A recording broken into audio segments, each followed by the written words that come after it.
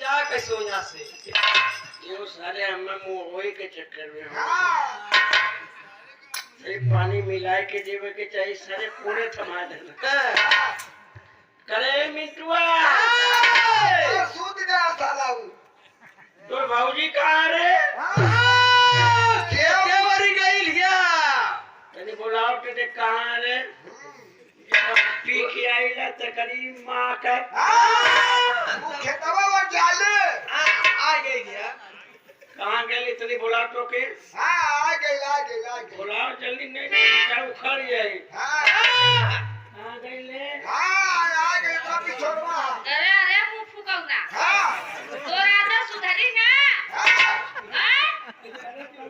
आ गेले पी के ता पिछवा देखा तनी कौनी ओर से बोला रे आता सुधरी की ना तोरी करे कहाँ से बोला रे करे तोरा तई धरिया देख पहले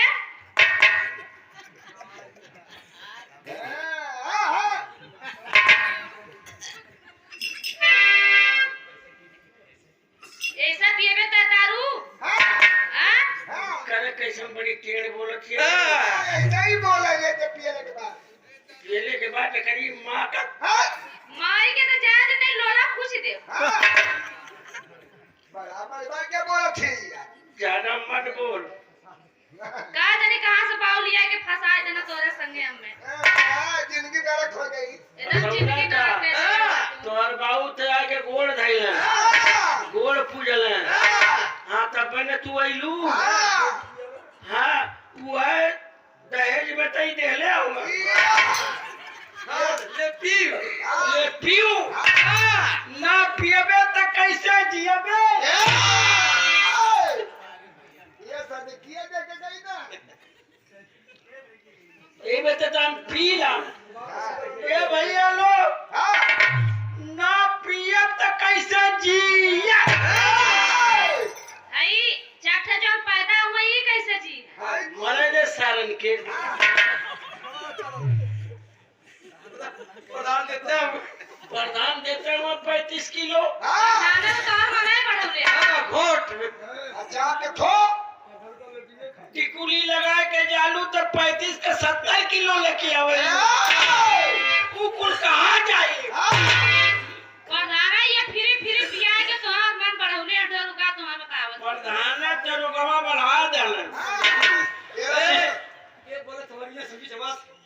के बोले छो भैया आई दुल्हनिया का भाई बोला तवा तू करबी तोर भाइयों खड़ी है हां यही तरह पिया तोहार बहन मिल के कूचल जाई तुम तोर भाइयों खड़ी है तो खान लिया यही तरह पिया ना पिया तो कैसे जी यही तरी तब का छोड़ दे सुधार जा बस हां जब चलकर भैया लो तब चढ़िया तू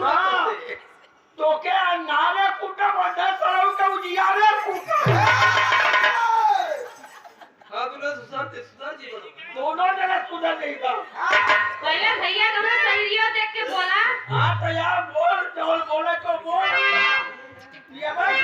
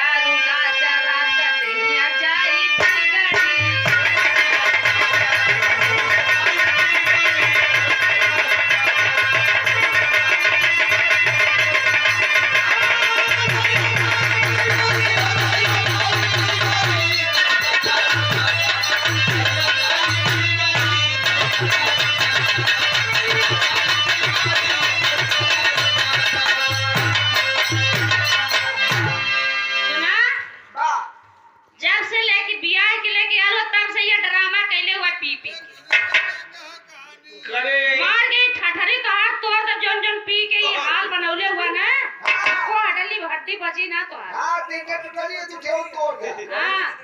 बहुत पढ़ के बोलत ही रे। पी के आई बात का कर